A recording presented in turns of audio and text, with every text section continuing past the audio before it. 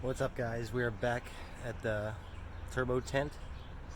Um, for those who haven't been following, or if you're new here, this is the turbo iroc, and I recently blew the motor back in March.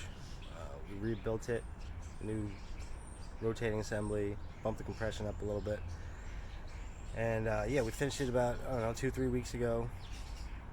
And about a week after I finished it, I drove it down to Ocean City. From PA to Ocean City is like 200 miles.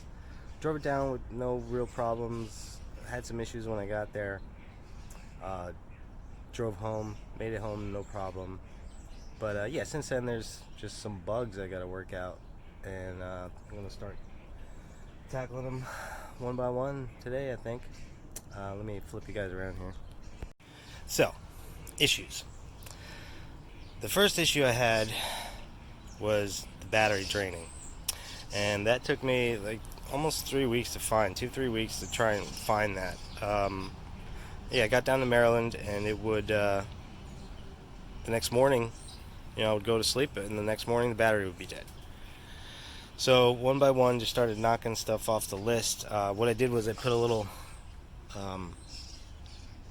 positive lug down there, going from the battery, from the positive side to that, so we could basically take a lot of stuff off the positive terminal and give it its own thing. And then this allowed me to eliminate things one by one. Long story short, turns out to be the alternator. The alternator was staying on basically when you shut the car off. What they say is it has diodes in there, and a diode is basically like a one-way check valve for electricity. So it's supposed to allow electricity to flow to the battery, but not the other way. And when those go bad, basically it just drains your battery. It keeps when you shut the car off, it just keeps sucking energy, And yeah, the next morning it would have like 10 volts. And I brought my battery charger. It wasn't a huge deal, but so I bought a new alternator. This bad Larry right here. It's a Power Master like high amp job. That's what I have on there now, and it lasted about 2 years. But it tells you 150 cruising amps, 173. So yeah, this should fix that problem. And what else do I have? I noticed an oil leak, which I believe is on the valley cover, that cover underneath the intake manifold here. I think that's what's leaking. So I got a new gasket. Got a new gasket for that. So we'll have to pull the intake off to get to that. And then what else? Exhaust leaks. I have some exhaust leaks on the merge pipe here where these clamps attach. And what happens over time with these clamps is they kind of get stretched out. As you can see, there's a lot of stud sticking out. They kind of get stretched out and beat up over time from taking them on and off over and over and over again. So I got some new clamps. We're going to put those on. Got some new clamps. And I'm also going to seal it with some RTV, because this stuff is amazing. That stuff really works. Yeah, I'll put some RTV on there and put it back together. The other thing is I have a new coolant sensor. It's hard to see, but it's down here. I have it covered. That's the coolant sensor. And the reason why I'm changing that is this is a 2-wire coolant sensor. It basically tells the computer, what temperature you're at. And before, I used to have my coolant temp gauge, the factory one. Let me see here. Here's the new one. Yeah. So this one has 3 wires. The way I had it before was I basically had a standalone sensor for the gauge on the car. So I had one sensor for the computer, and then one sensor just running my gauge. And we had to change the water pump. The water pump started leaking on me. So before I had the gauge right here, which is not a bad spot, but it's not the greatest spot, because this is already cooled water coming from the radiator. So it always gives you a low reading. And so here's the wire for that. I'll have to reroute that back to the other side. But what that other gauge will do is it has 2 wires for the computer, and then that third wire is for the gauge. So I should be able to, yeah, it'll give the signal to the computer, and then the other wire is signal to the gauge. It's a little trick that not a lot of people know about, but a lot of people do because I found it out. But this is basically a 98 Camaro. 98 Camaro will have the 3-wire sensor. 98, Z28 SS, but it seems to be like 98 only. There might be other cars that had this 3-wire sensor, but so I want to wire that in. The other thing was my fuel pressure sensor right here. This bad guy took a shit. I put a zip tie on it because I thought it was just a bad connection, but no, it's the sensor died. So I messaged the guy. These are low-dollar motorsports sensors. I'm using this for the fuel pressure, and then I have one down there for the oil pressure as well, or it's right under here actually somewhere. But so yeah, I messaged him and told him what happened, and he's like, yeah, I think I got a batch of bad sensors. You're not the first to say that. So he sent me 2 new sensors. I have those over here. I actually got 4 because I'll be able to use 2 in the future. Like if I want to do dome pressure boost control or measure exhaust pressure, I can use. So I have 2 extras. And what's the other thing? The other thing too, when I got down to Maryland, I have this little fuse panel here. This one I already replaced, and this one's already starting to. I had the fuse over there. I gotta upgrade this wire and get it off of this fuse panel. I had a different one here, and it was all melted when I got down there. Could have started a fire. So, and the reason is I have 3 fans here. I have 1 fan here. I got 2 more over there, and they're like 12 amps each. So that gets you to like, what is it, 36 amps. But there's like a spike when they first kick on. So this fuse panel is just not made to hold 40 amps is the problem. So my solution is I'm gonna eliminate this wire to the fuse panel and run its own separate wire with one of these giant fusible link jobs here, like for your amplifier on your car stereo, and it'll take a giant fuse like this, 50 ampere, and just isolate it, get the fans off of that, and they'll be their own deal. So that should fix that problem. And yeah, that's what I plan on doing. Oh, there's one other thing that's gonna be a pain in the ass. I watched a couple videos on it, but my steering wheel is loose. I don't know if you guys can see that, but it's really annoying. And what I found is there's some screws inside here that just come loose, or it could be there's pins on the side too. I'm hoping the pins aren't bad because that makes it a huge pain in the ass. But we're gonna try and just see if those bolts are loose first, and when we dig into that, we'll find out, if it needs more. But you got to pull the steering wheel. It's kind of a huge pain in the ass to do. So I don't even know if I'm gonna get to that today. There's a lot to do here. But yeah. So yeah, that's my plan for today. Yeah. Other than that, the car's been running great. I floored it twice so far. The Holly's working great, doing its closed loop fueling thing and keeping everything safe. But yeah, the exhaust leaks are really bugging me. I got the new alternator, and yeah, at the very least, I want to do that. Pulling the intake off looks like a huge pain in the ass to me, but it's got to get done. I can't just let the oil leak out. It's not a huge leak, but it's just, I changed the oil last weekend and noticed a couple of drips on the bell housing. Like, what the hell is this? So I started looking, and it's coming from the top of the motor. It's not the valve covers, and it's not my oil pressure sensor sending unit there. It's not that. So it's got to be, I'm thinking it's the valley cover. So yeah, we'll do that, get that. I'm trying to think if there's anything else. Yeah, just little bugs I got to work out, and it's expected with a build like this. We changed a lot. Initially I just wanted to fix the motor and slap it back together, but things kind of snowballed. I had the Holly, but I figured, we'll get it together, get it running, then throw the Holly on. But we decided to do everything one shot. It just makes sense.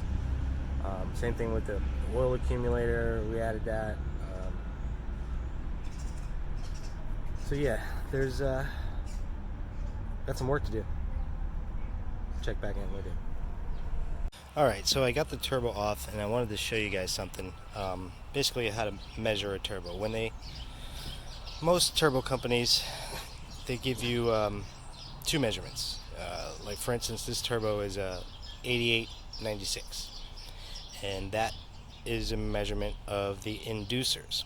And this is where it gets a little tricky, because this is the compressor side, this is the exhaust side.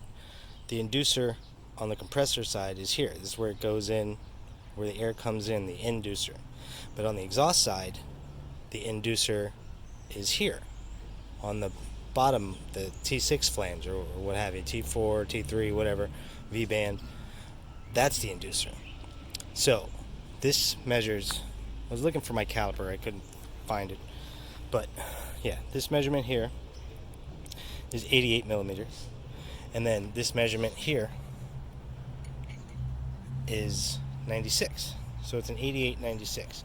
But another thing that's a little tricky is I have an older turbo, and it's also an 88-96, but on the exducer of the exhaust side, which would be this measurement here, see, it's hard to tell, but this part here is bigger than this part here.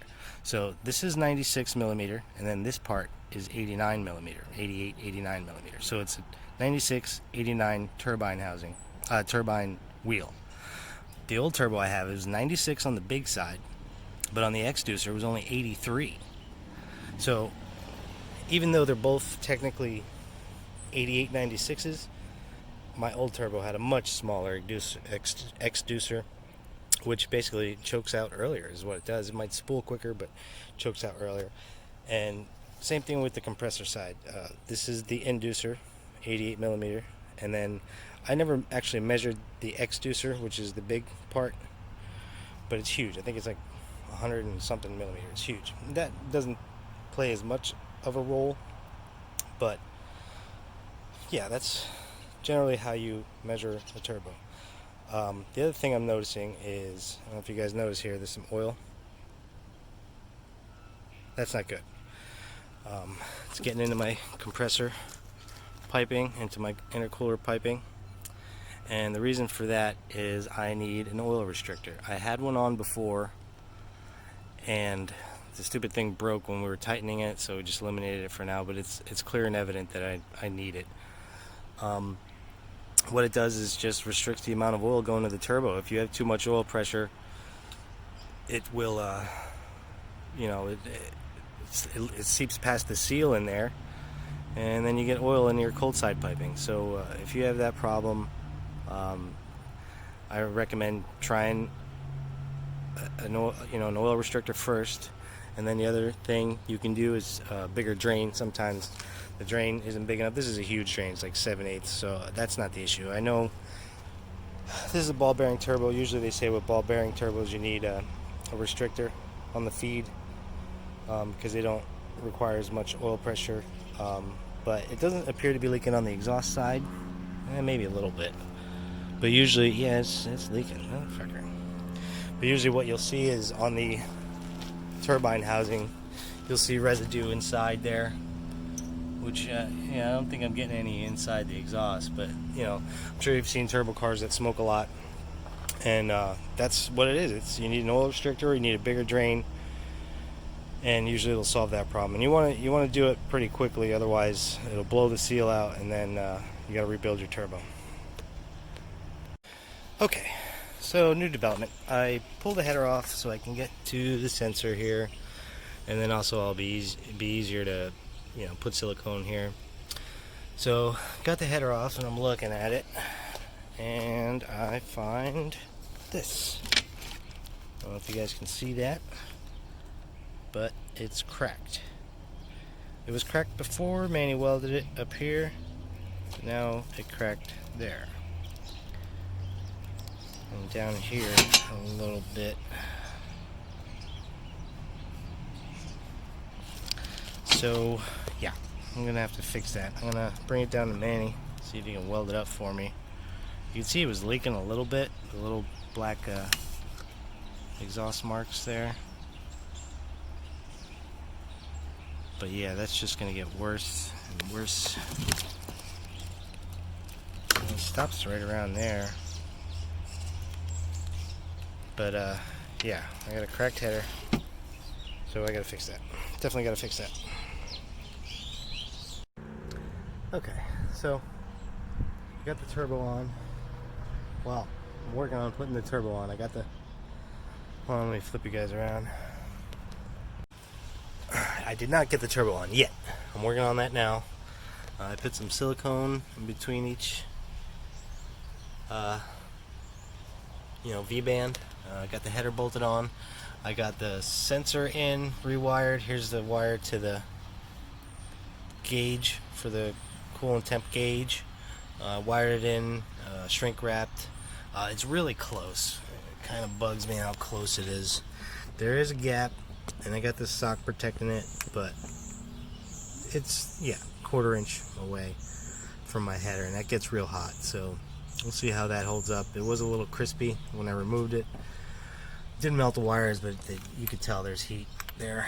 Got the header back on. So yeah, I'm gonna put the turbo back on. I'll probably put some silicone here, seal that up.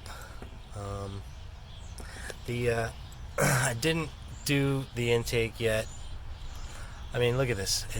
It's gonna be quite an involved process to do the intake, to do the valley cover. So I might save that for another day. This sensor right here is the fuel pressure that I gotta switch that out. That'll be pretty quick. And didn't do the fans yet. I'm thinking maybe I'll tackle that tomorrow along with the intake, or I don't know, maybe if I feel froggy I'll do the fan wiring. Yeah, I'm gonna get it back together, fire it up, and see how the exhaust leaks do. It looks pretty good there. It's a pretty tight seal. When you put this together, it's a pain in the ass. My brother Manny was suggesting that we put a flex pipe here.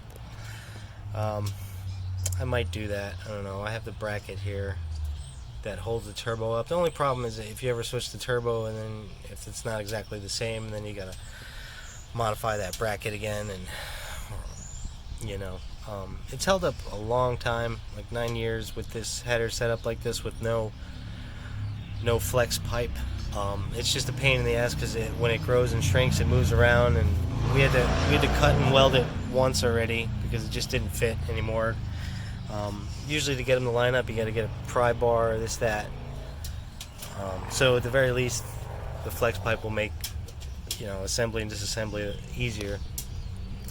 But then again, you're going to rely on this to support the weight of the turbo. Then if you do put a flex pipe, you was talking about putting one on that side. There's not much room. There's only a couple inches from. Yeah, I don't even think there's room to put one there.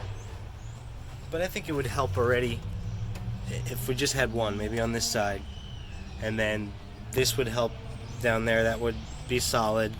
It would help support the turbo a little bit, and then this you could wiggle around so you can get that side to line up. So the idea would be line that side up, tighten it, and then wiggle this around with the flex pipe to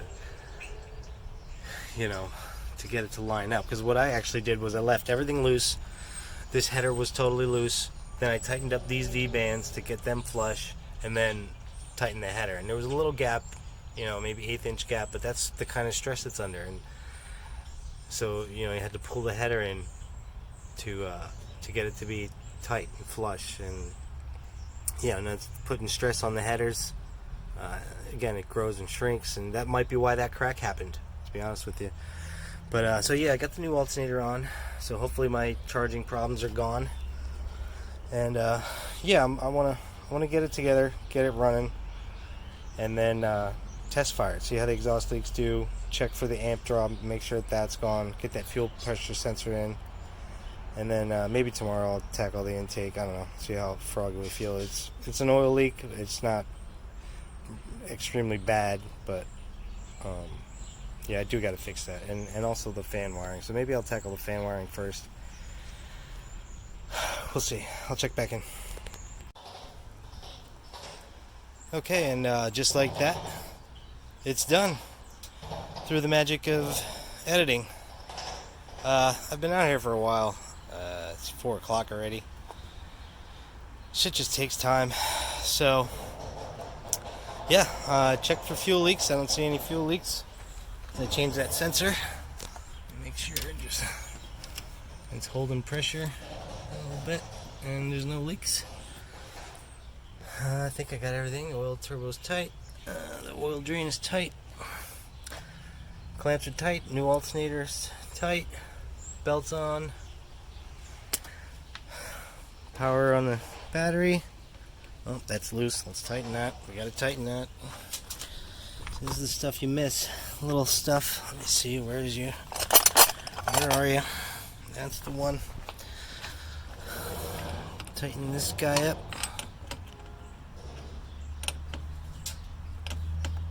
Tighten that all the way. Come on. Trying not to touch. Well, it's the negative side, but right, that's tight. And then you tighten this bad boy right here. All right. Okay. I think we're ready. Let's fire it up. See what we got. All right.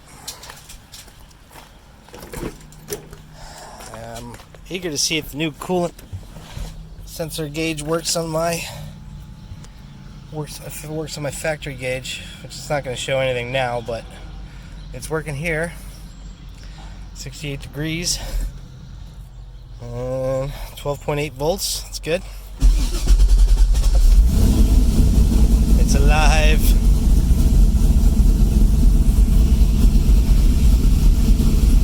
See if that coolant sensor starts moving. It should start moving right away. If not, alright, there we go. It's working. 69. I think 70, going up. 71. Alright.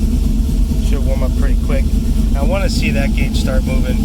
From what I heard, it's not going to be terribly accurate, which I'm not concerned about. I mean, if it gets up in the crazy range, then you know something's weird. It's just, I don't know, an ADD type of thing. To have one gauge that doesn't work kind of pisses me off. But that's working. Let's see how the engine sounds with the exhaust leaks. Oh yeah. You still hear a little bit. Hear that? Bastard. It's much better than it was before. It might quiet up once it gets warm.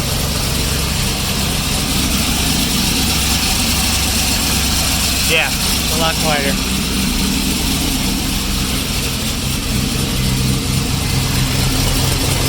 Hear it. This side, bastard. Yeah, we might have to do the flex pipe on it. Check, make sure this isn't leaking. No fuel leaks. Alright, no fuel leaks. Oh, I forgot to hook up my blow-off valve. My blow-off valve here. Like a giant vacuum leak is what that is.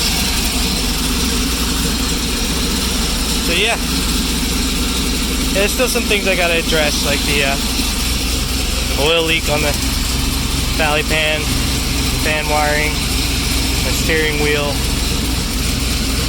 But yeah, I don't know. Let's take it for a ride. Okay, looks like my coolant sensor's working. The resolution on the factory gauge is just shit, but you get an idea, you know, once it's up to temperature here, where that is, and it'll give you a rough idea. Like I said, I mean, you'll know if the gauge is higher than it normally is, then something's up. But I'll always have this one here too, and I almost always have my laptop with me, so it's, like I said, it's just like an ADD thing where it's annoying that one gauge doesn't work. They all work. TAC works, oil pressure works. It's a little off. You know, what are you going to do? This is 47 and that says almost 60. But yeah, let's take it for a ride. Alright, we are cruising. Keep an eye on everything. Coolant's working. It's nice.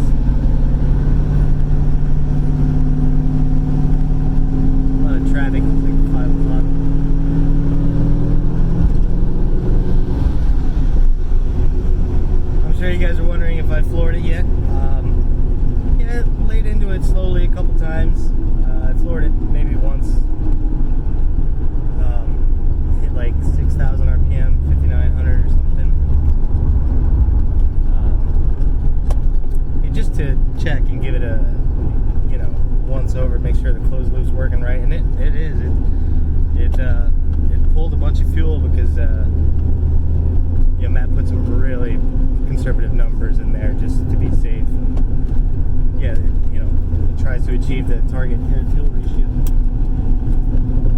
So it pulls a bunch of fuel out, and it shows that it was doing that on the learn table and everything. So, but yeah, it's real conservative. It's on the wastegate. It's only like 16 degrees of timing, 15 or something.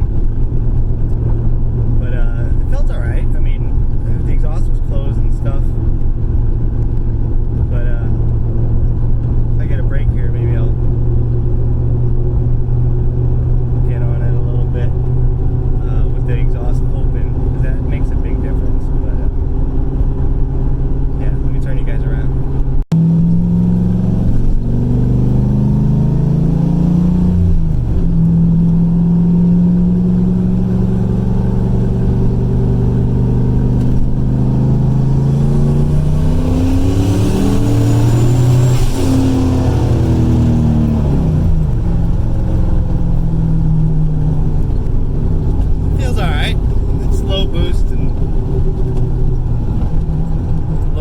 And very conservative timing. It'll have to be tuned and turn up the boost and stuff, but it kind of feels like a turd, to be honest with you.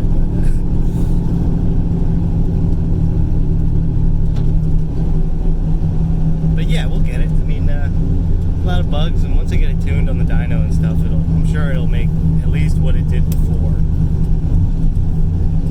Alright, I'm going to go to the car wash. Let you guys cruise with me for a little bit.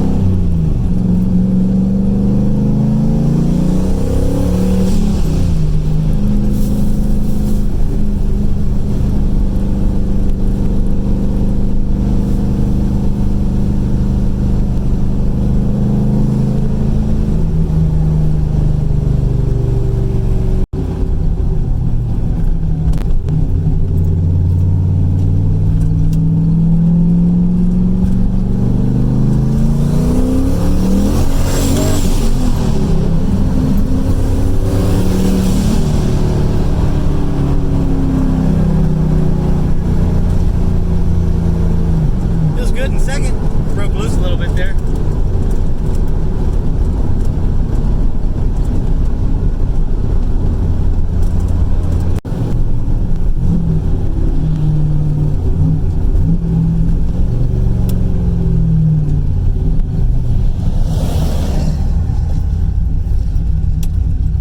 And of course it's full. Everybody's washing their car today. Somebody who's almost done. I think this guy's almost done.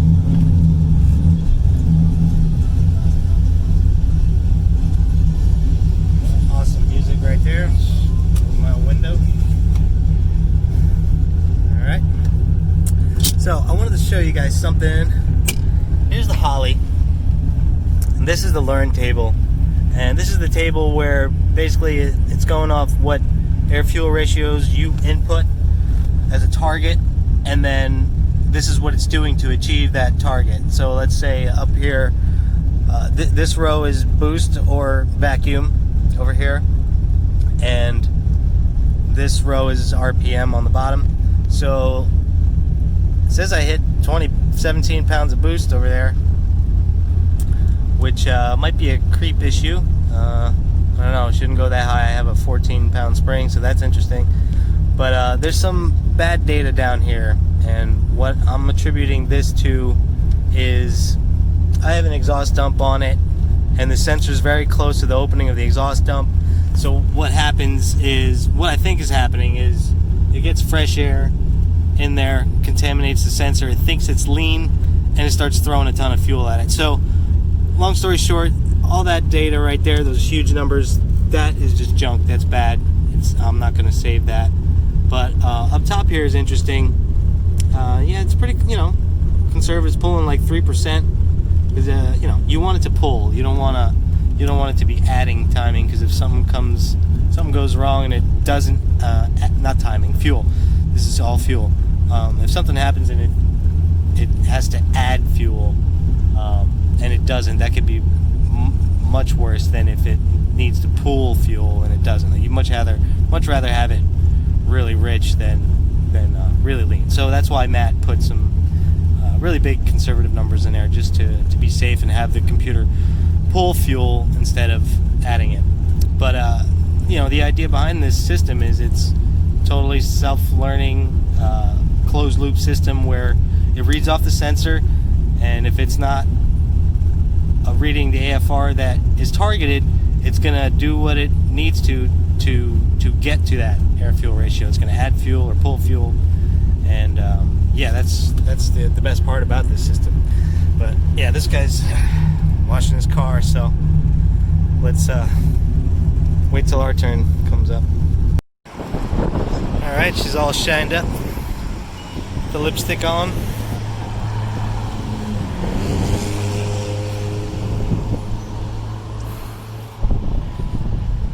Engine bay needs some detailing on the valve covers and stuff, but she looks good.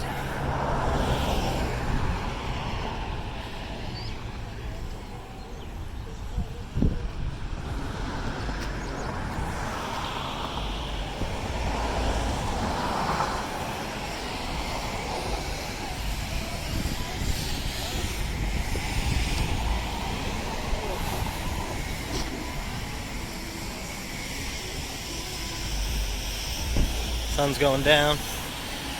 It looks really good at night, like at dusk. Wait like 20 more minutes. It'll take some awesome pictures. I don't know if you guys can hear that, but there's something rapping behind me. Definitely a angry Dorito rotary.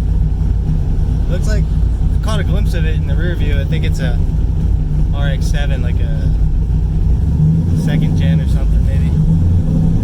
Yeah, it's definitely not the third gen RX-7. Let's see if we can get him on camera.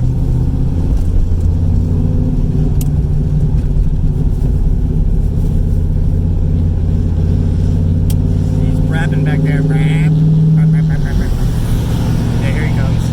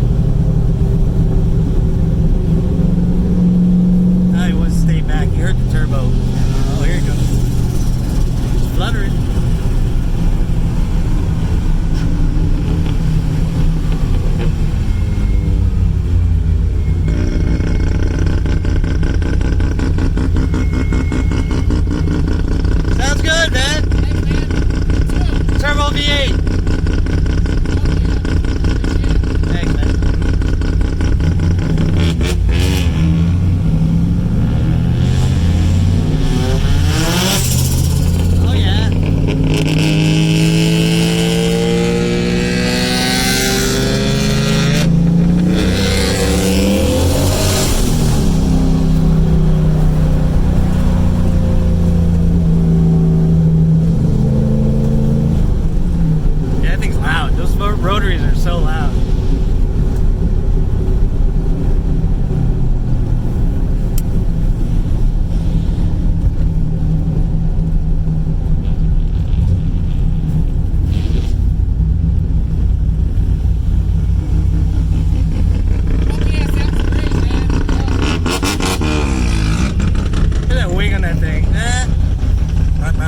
Straight pipe for sure.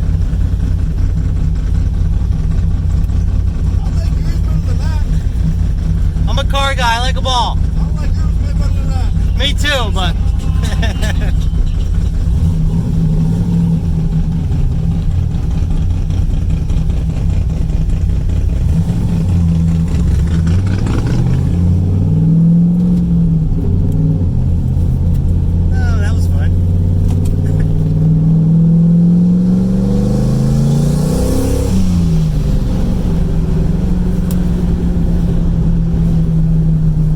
so I stepped on it a couple times there, and it seems alright. You know, it didn't blow up, so that's good.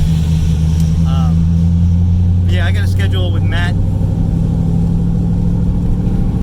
Yeah, I gotta see if I can schedule with Matt and get this thing tuned. Because, yeah, I mean, it's running okay, but it doesn't feel anything like it used to. And which, of course, it's only on the waste gauge, which is, you know, 14 pounds, even though that. Maybe that was old, that data. I think it saves it in there. If you like, if you can select get from the ECU or send to ECU. I think it saved it in there. But that was with the exhaust closed, so I might have a boost creep issue. We'll see. I mean, we'll see.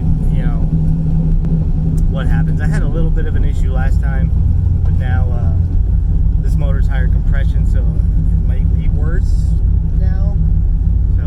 Might have to put a bigger gate on it. We'll see. If not, maybe we can tune around it and just basically, you know, if it creeps, let it creep, and just throw fuel at it, whatever it needs.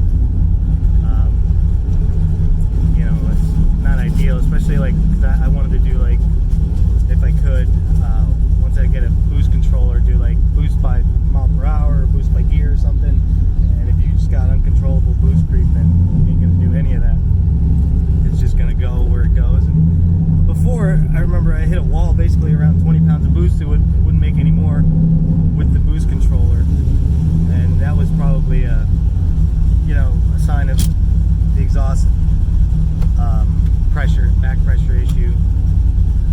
You know, so it's not perfect, but yeah, we'll get it. I want to pop the hood and just go over everything and make sure it's up to snuff. Pop the hood. Well, I'm sure you guys can hear that. It basically just blew the silicone. There's little silicone pieces. I mean, maybe it would have been better if I let it dry, but I don't know. I think I'm gonna have to get a flex pipe. This sounds awful. I mean, you can't get it to seal. I had that problem before. I don't know what's different now, but wanted to check out, see what's on the ECU. Let me connect this bad boy. So, yeah, success and a failure at the same time. Exhaust is still leaking, but it appears that my volts are holding, so that's good. Pretty sure it was the alternator. I think that problem's fixed. Fuel pressure sensor's fixed. Yeah, I still got to tackle this fuse panel there with the fans. Still got to do the valley cover gasket. And yeah, so that's it for this episode of the Turbo Tent. Tune in next time for me to fuck more shit up. Yeah, I'll see you guys next time.